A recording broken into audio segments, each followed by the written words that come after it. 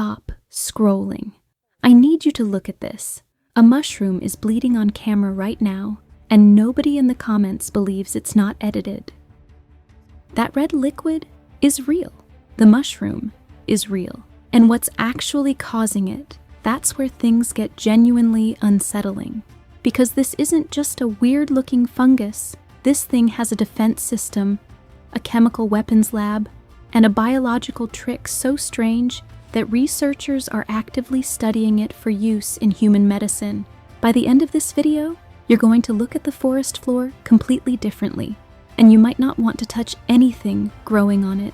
The mushroom is called Bleeding Tooth, but scientists have a better name for it. The devil's tooth. It grows across North America, Europe, and parts of Asia, almost exclusively under conifers. Pine forests, spruce trees, the dark, quiet parts of the woods where the canopy closes overhead and the light gets thin. When it's young, it looks almost beautiful, white, soft, almost like a pastry someone dropped on the forest floor.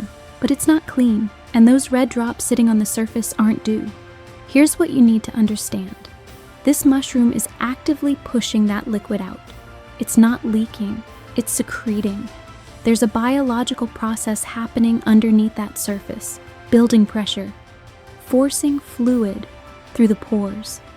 And we'll get to exactly why it does that, because the reason is darker than you'd expect. But first, you need to know that the color isn't random, that red isn't decorative, and it's not blood. It's something more interesting. The liquid is called guttation fluid.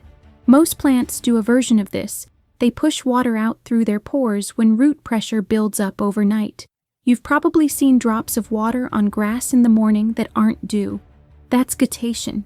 But Bleeding doesn't push out water. It pushes out a cocktail. Inside that red fluid, researchers have found atramentin, a pigment compound with documented anticoagulant properties, meaning it interferes with blood clotting. The same biological mechanism that blood thinners work on in human medicine, sitting inside a mushroom, in the woods, bleeding out onto the forest floor. They've also found thaliphoric acid, another pigment, antifungal in nature, which means this mushroom is chemically defending itself against other fungi while it sits there looking like a horror movie prop. You're not looking at a mushroom that got hurt. You're looking at a mushroom running a pharmaceutical operation in the middle of a pine forest. And here's what should genuinely make you pause. Scientists think we've only scratched the surface of what's in that fluid. New compounds are still being identified, which means this organism has been sitting in forests for millions of years, producing chemistry we're still catching up to. What else is it making that we haven't found yet? What you're looking at on the surface isn't the organism, it's a signal. The actual body of this thing lives underground, threads thinner than a human hair, branching and splitting and reconnecting through the soil in a network that could stretch across an area the size of your apartment, maybe bigger. You'd never know it was there. And it isn't passive down there. It isn't just sitting in the dirt waiting. Bleeding has physically inserted itself into the root system of the trees above you. Not parasitically. It's not killing them. It's trading. Minerals and water moving one direction, sugar moving the other. A silent transaction that's been running continuously, possibly for decades, between a fungus and a tree that have never been in the same room. Researchers have found individual mycorrhizal networks connecting dozens of trees simultaneously. One organism, dozens of hosts, all of them exchanging resources through a system that predates human civilization by hundreds of millions of years. So when you see this mushroom bleeding on the surface, that's not the whole picture. That's just the part it chose to show you.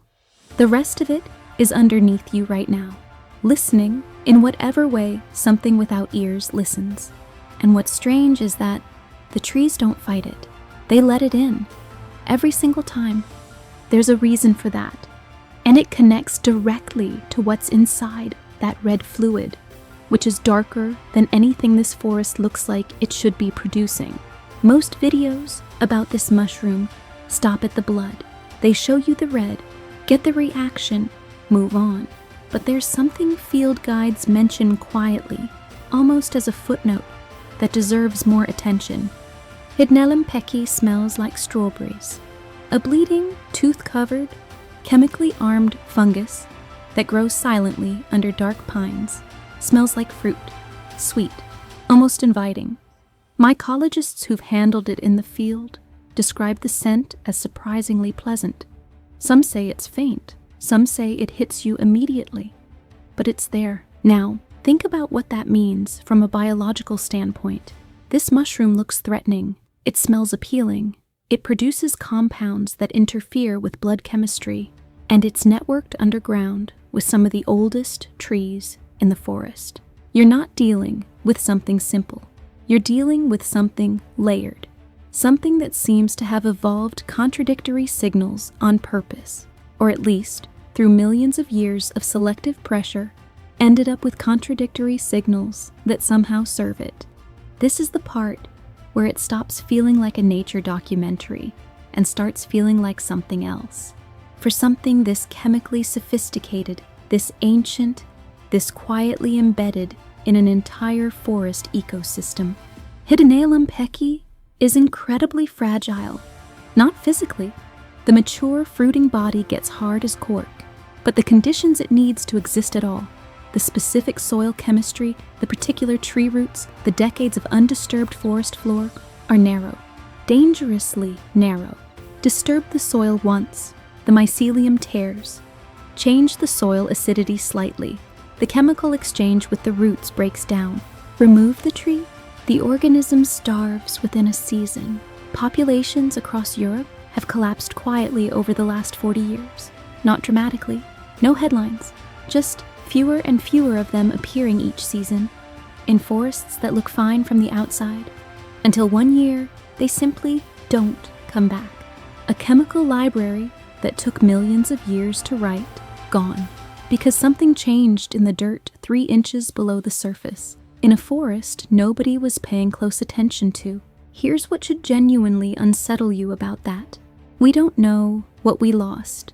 We don't have a full inventory of what that red fluid contains. We've identified a handful of compounds. The rest are still unknown, which means somewhere in a forest that's already gone, there may have been a variation of this organism producing something we never got to see, something that bled a slightly different color, something we walked past. And here's where the story gets medically strange.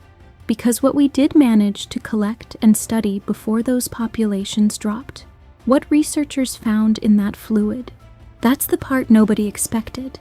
This is the part most people don't know. And it's the reason researchers haven't forgotten about this mushroom. The atramentin compound found in that red fluid, it inhibits an enzyme called DPPH, a marker used in antioxidant research. It also shows activity against certain gram-positive bacteria. That means it may have applications as an antimicrobial agent, but the most striking finding involves the anticoagulant properties. The compound works along a pathway that's structurally similar to heparin, one of the most widely used blood thinners in modern medicine. Heparin itself comes from animal tissue.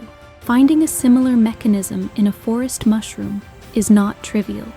Nobody is telling you this mushroom cures anything. That's not the point. The point is that a fungus figured this out, alone, in a pine forest, over millions of years of evolution, with no laboratory, no intention, no goal. It arrived at chemistry that we invented machines and research institutions to discover, and you walked past it. For most of human history, you walked right past it. That's the thing about the natural world that should keep you up at night. Not that it's dangerous, but that it's been doing things we don't understand for longer than we've existed to understand them. The young mushroom bleeds. It's white and soft, and alien and striking, but age changes it completely. As Hydnelempeki matures, it darkens. The white surface turns tan, then brown, then a deep blackish brown that looks like burnt wood. The red fluid stops. The teeth underneath harden. The whole structure becomes dense and tough, almost woody. It stops looking like something alive and starts looking like something ancient, like a piece of the forest floor that decided to organize itself into a shape. Old specimens are routinely overlooked. Hikers walk past them every day, thinking they're a piece of bark or a dried root cluster. The thing that was bleeding last season is now invisible, hiding in plain sight, still connected underground, still in conversation with the trees, still making chemistry in the dark. It doesn't die. It just stops showing you what it is. If that doesn't feel like a metaphor for something, you might want to sit with it a little longer. If you made it this far, you're clearly someone who wants to understand things at the level they actually operate, not just the surface. There's an upcoming video on this channel about the deadliest mushrooms in the world that hits the same way this one did. So, keep your eyes peeled for that. And if this one earned it, subscribe. New videos go up regularly, and they don't get easier to look away from. It's been bleeding in those woods for millions of years, long before you had a word for strange.